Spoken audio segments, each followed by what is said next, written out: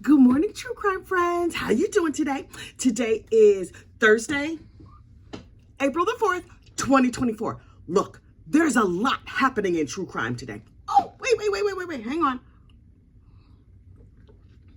First, we need to talk about the state of New Hampshire versus Timothy Verrill, Tim. We spoke about Tim a little bit last week. And then the case was kind of boring, and I was like, I'm gonna have to wait till this case wraps up, and then we'll come back to it. So the case is starting to wrap up, and I really would not have noticed, except for the prosecutor name-checked this very channel in their closing argument. Yes, go back and watch. Yes, they did. You know what they said? They said, you have facts versus rumor and innuendo. And I was like, sir, excuse me, you left out the gossip. But the gossip, I guess, was understood. So I was like, oh, well, I will have to watch this closing argument. But, I only watched a little bit of it because, short attention span. Anyway, this is the case where Timothy was having a little trouble with his brain due to his enthusiasm for narcotics. He was using a lot of narcotics, and he decided that his boss's wife, and by boss, I mean Timothy was a drug dealer, and the drug dealer had a girlfriend, and so he was like, you know what? That girlfriend, I think she's informing on the police. Let me do a whole bunch of narcotics, and then I'm gonna go over there and talk to her about it. And by talk, I mean, unfortunately, unalive her. And so he did a bunch of drugs, and then he went and unalived her and buried her under the house, leaving tons of evidence everywhere, including his face on videotape. And then he was like, well, who, me? And then he helped to look for her. Sir, Tim, yes, everybody was gossiping about you, and everybody had rumors and innuendo about you because your face was on video camera, and because you said you suspected her, and because you sent her a text saying, I wish she was dead already. Sarah, listen. Oh, wait. And then he did not go to Walmart. And I'm sure Walmart is glad about that. Although they were just like, our murder aisle is fully stocked in case you have any murdering needs. We got zip ties. We got rope. We have tarps in all sizes. Walmart stays ready. They don't have to get ready because Walmart stays ready. But listen, sometimes you're murdering on a budget. And so Tim Verrill was like, we will go to the Dollar Tree. So he went over to the Dollar Tree and bought all of his murder supplies, and where, of course, he was captured on camera. I believe he also kept the receipt. Tim, you're not good at murder. I mean, you're probably also not good at being a human being, but you're especially bad at murder, among other things. Anyway, so he went to the Dollar Tree, he got all the stuff, he went back and he cleaned up, only not that well because he got caught. And he got arrested. And then he was like, yes, my face is on videotape. Yes, this trial is boring. Yes, everybody and their brother knows I did it. But I'm going to plead not guilty by reason of prove it. Okay. And so the state over the last couple of weeks has done an excellent job of proving that he did it. And so I fully expect him to be convicted like today-ish, possibly tomorrow. I don't know. We're going to find out. Rest in peace to those victims. Tim, you're a terrible human being. And I look forward to seeing you rot in prison. You're welcome. Anyway, on to other terrible human beings. Nick Mew. This Apple River stabbing. Now listen, I've been talking about this case in members only, and it is just this morning that I realized that I have not been talking about it out here in public. So, look, Nick, let's just call him Nick because I'm not gonna remember what his name is, his real name. His name is Nikolai, but we're gonna call him Nick. So Nick goes over to the Apple River in Wisconsin, and he's floating on a little, those inner tube things down the river. Okay, that's nice. And he said he had 2 beers. Now, Wisconsin, I used to live in Illinois. I know Wisconsin people. I know they love their nature. I know they love their rivers. They love floating down things. That's great. I also know beer math from Wisconsin, and beer math means that if you say you had 2 beers, that means you had 7. That's just standard beer math. That might be beer math everywhere, but it's absolutely the beer math on a river on a beautiful day in Wisconsin. Child, please. Anyway, so Nick had 7 beers, and he's floating down the river. And also, I don't know a delicate way to say this. Nick was creepy. Like, I don't think he was trying to be creepy. I think maybe he just was born with the creepy face. I mean, some people are born gorgeous. Some people are born odd looking. Most people are born regular and normal, and that's all fine. Nick, he had a creepy face. And honestly, when I saw him on the videotape of this crime, I was like, oh, he did that. Now, I saw 2 seconds of the videotape. I was like, he has a murdery face. But anyway, so before he had the murder face, he had the creepy face. And so Nick kept a pocket knife in a very, very, very large, very sharp knife in his pocket. And so he's floating down the river with his wife and his friends. And they were listening to music on a cell phone. Well, the cell phone fell into the river. Was the phone drunk too? Anyway, Nick was like, don't worry, I'm going to go look for the phone. I have this snorkel gear. So he takes his snorkel gear and he goes over in 2 feet of water. And I guess he was sticking his face in the water looking for the phone. Child, I don't know what he was doing. Anyway, so he's looking for the phone. And then he runs up on a group of teenagers. And they were like, hey, what are you doing? And he made some comment that the teenagers thought were weird. Well, listen, teenage boys. I have lived with teenage boys. Child, we have 4 sons. I still have 2 teenagers that live in my house sometimes. One's away at college. One is in high school. They still here. Oh, they are annoying. Oh, the things that come out of the mouths of teenage boys. Lord. Anyway, they're annoying, mostly harmless. Anyway, so Nick walks up and he's like, yes, there's a whole bunch of teenagers here also drunk because they did beer math, floating in their inner tubes down the river. Oh, they're loud, they're obnoxious, they're talking mess. And they're also recording on their cell phones because this is what teenagers do. They live their entire lives filming things on cell phones. So Nicholas is sticking his face in the water and they said, what are you doing? And he mumbled something. They didn't know what it was. And they said, did you say you were looking for little girls? You can't be looking for little girls. What are you? Kitty Diddler? Are you a Pedialyte? And so they start taunting them. And so he grabs onto their inner tubes and he won't let go. So they stand up. They're like, wait, what?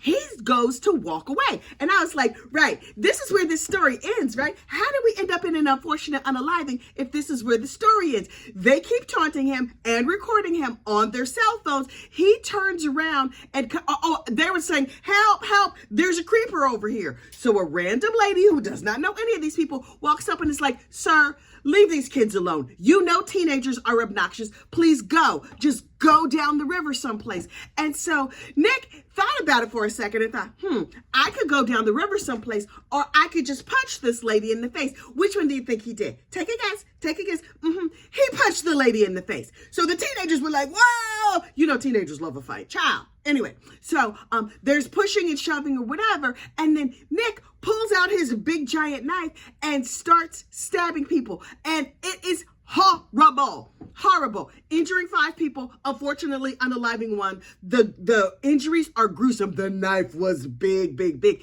Here's the thing though, the teenagers, being teenagers, captured it all on video. 4K, because the boy said on the video, oh, I had that 4K because this is a new iPhone. We're getting his creepiness on film. They didn't even realize what they had filmed until after the fact. And then Nick goes over back to his part. No, first he goes to the side of the woods, throws his good knife away. Sir, if you ain't do nothing, why you throw that knife away? I have questions.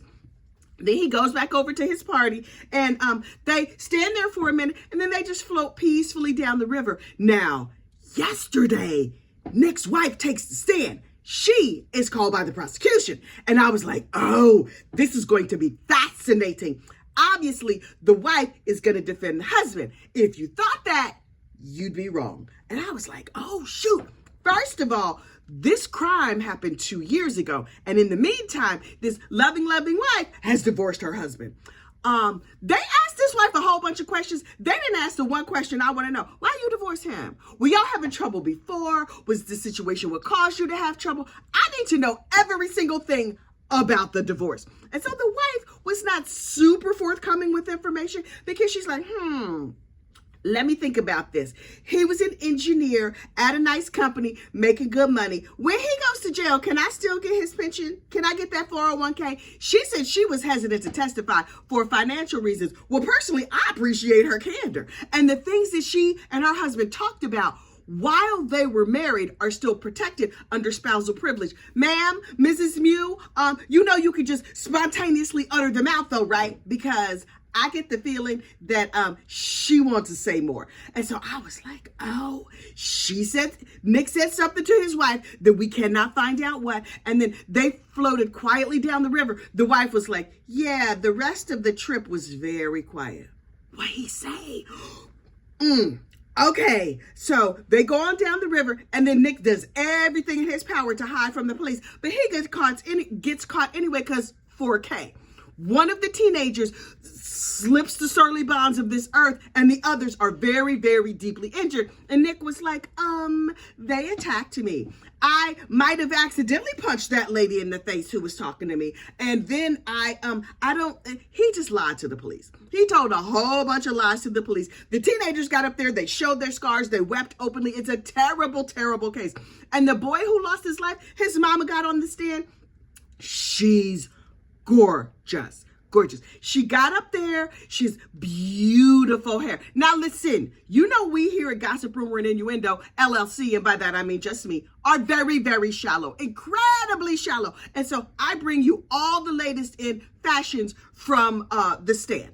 So she had a gorgeous outfit, simple, beautiful. Did she get an eyelash lift? I need to know if she got an eyelash, because her eyelashes were gorgeous. She fluttered them. She cried. It was heartbreaking. My mother's heart broke. Child, I was watching this at work, and I was like, I'm about to get into the ugly cry. Let me get a Kleenex. I had to fold it into a triangle and just dab the corners of my eyes so the tears didn't run down and ruin my makeup, because I can not be looking cute when I'm at work. Anyway, so I was just like, oh my goodness, this gorgeous, gorgeous, soft-spoken mother with the beautiful hair. She used to be a hairdresser. I was like, girl, your hair is all the way on point. Anyway, and so she was just like, this is what happened. And then we found out about my son. And then I went and I saw my son. And the dude with the murdery face, I think it was him. And so I was like, if this defense gets up and asks this woman one question, I'm going to fly to Wisconsin and smack his face and hope he doesn't have a knife and have 7 beers. Anyway, so the defense stood up and said, no questions. And I was like, well, Mr. Defense Attorney, you saved yourself a good slapping. Anyway, so every other witness, though, the defense attorney got up and just like hammered them and hammered them and hammered them. And I'm like, I get it. You're trying to do the best job you can for your client. Also, we've seen your client's face. He has a murdery face.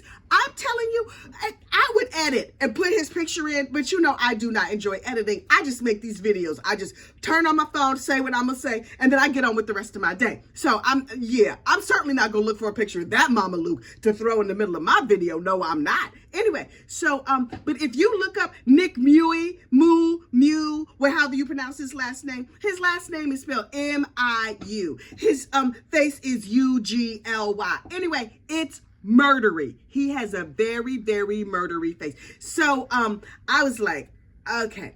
In my opinion, my educated guess, I think you're going to be convicted. You have crying teenagers. Yes, teenagers are annoying. Everybody knows that. So you have obnoxious teenagers. You have crying teenagers on the stand. That one boy got up and showed his scar from where Nick stabbed him.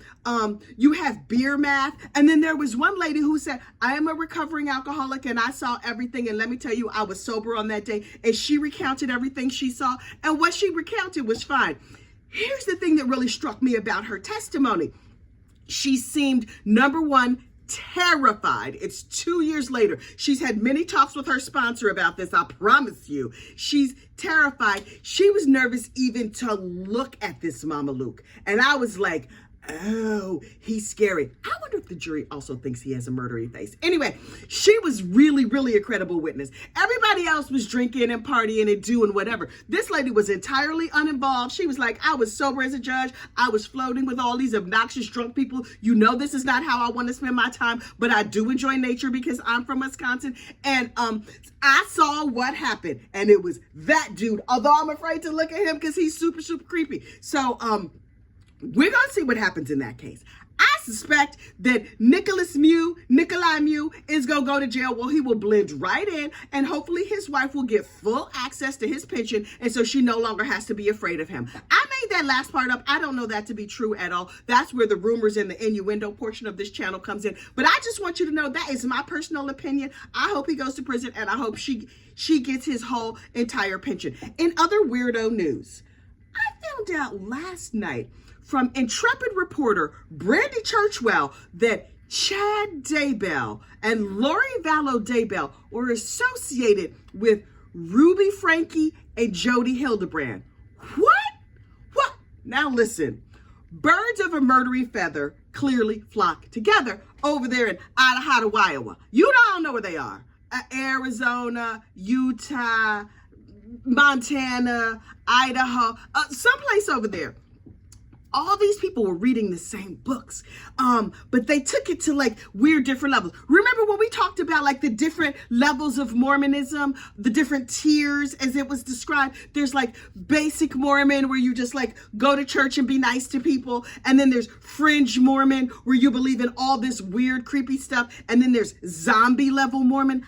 I believe that Chad and Lori clearly got to the zombie unaliving people phase where they were like, God told me I could kill you. That might not have been, that definitely was not God. I think the devil might have been whispering in your ear, but it definitely was not. Child. Jodi and Rudy were clearly at tier 2, eking very close to the level of zombies. Child. When Brandy was like, you saw they were associated, right? I was like, oh, hang on, please hold. I talk my throat dry. Brandy was like, did you see what they were associated? I was like, say what? Say what? She sent me the link. Child, that was my bedtime story. As a side note, you should maybe not listen to Murder on your headphones while you're falling asleep. Now, it has long been my practice to listen to like a nice relaxing murder, a nice Dateline or something while I fall asleep. But that I needed to be fully awake for, fully cognizant. All of these people were reading the same weirdo Mormon fan fiction where everybody was like, I had a near-death experience and Jesus became my boyfriend and we started having pillow talk and he was whispering stuff in my ear and all the stuff he told me was like, the end of the world is coming soon and you're gonna have to live in horrid conditions and you get to be in charge. Wait. Here's a sign that things might be going a little bit to the left. Your deity or whatever you think you're listening to tells each and every one of these people that they're going to be in charge. That's not like a pyramid scheme. You can make it to the top. Like, I don't know what these people are doing. And what is the story with these books? I'm scared to read one for fear that I might start thinking that unfortunately unaliving people is a good idea. So you say you've had a near-death experience and you'd like to write a book. That's great. Go on and write your book. But can you just say right up front that like, this is fiction and we made all this up? Like, do you know what though? Maybe I shouldn't be too harsh because I have some relatives who feel like God is telling them things. And maybe God is out here telling people things, child. I don't know. It is not my place to say anything about anybody else's religion. But just here's a little pro tip from me to you. If you feel like a spirit is telling you that it's okay for you to harm others, please report immediately to the local nervous hospital. Because, that's not God. Child, you got the devil in you. My grandmother used to go, he got the devil in him. Some of y'all got the devil in you. And I think the devil is like really prevalent out there in Idaho, Iowa. Over there, where all them people are making up all them stories. Child, I don't know what's going on. I tell you this, it's going to be very bad for tourism. I have looked at pictures of Ivins, Utah. Utah! That's the name of the place. I don't think they were all in Utah, though. Unclear. Anyway, when Jodi Hildebrand had her house on body cam video or whatever, I was like, she's a terrible person. That house is gorgeous. Did you see the background and the scenery? I should maybe go on vacation there. And then it occurred to me that maybe some of these like creepy unalivers, a bunch of them live there too. You know how they say like, if you see one mouse in your house, there's 7 living in the walls. We've seen 4 of these creepy unalivers on our TV. That means it's a whole bunch of them creeping around in the sand and in the mountains and behind a cactus or something. I might be minding my business, taking a picture of a cactus with my iPhone, and out pops one of these creepy unalivers, and he might get me. I don't need that. I don't need that kind of stress in my life. So I'm gonna stay over here in North Jersey where it's safe, and we don't have those kind of, I mean, we probably have like mobsters' girlfriends and rappers' moms and stuff like that. But that is as bad as it gets because we are safe over here. So, Idaho, Iowa, greetings to all of you from the godless Northeast. Please enjoy your Mormon funeral potatoes and your murderers. Anyway, I need to get on with the rest of my day, but there's two things I want to tell you. Number one, back in the day when I first started this channel, every day at lunchtime, well, not every day, lots of days at lunchtime, I would drop a new episode of Snapped. That is where I would watch the TV show Snapped, and then I would break it down for you and just tell you what happened in my own personal style. I had thoughts, I had reflections on the ladies of Snapped. They were all murdery, but okay, but you knew that because they're all Snapped. Anyway, so I've reworked a few of those episodes, and by reworked, I mean like I just sort of edited them a teensy bit because you know I don't like editing. But a new episode of Snapped drops every other day, so like Monday, Wednesday, Friday, 1 week, Tuesday, Thursday, the next week. Anyway, there's a whole Snapped playlist. So if you go over there and just follow that Snapped playlist, every time a new episode of Snapped comes out, you will get you an episode of Snapped. They come out at 12 o'clock every other day, basically. There's a couple of them there now, so you can go get caught up, but each episode stands alone. They don't relate to the other ones, so please enjoy Snapped. Also, bingo. Oh yes, we play bingo here on Gossip, Rumor, and Innuendo, and if you win at bingo, show me your bingo card, and you will get a bingo prize. All the information you need to know about bingo is in the description of this video. How to play bingo, where to get a bingo card, where to change out and get a new bingo card. And if you win, you let me know and I will send you a prize. Listen, there's one other thing I need you to do for me. Get out there and have a great day. I'll see you soon. Bye.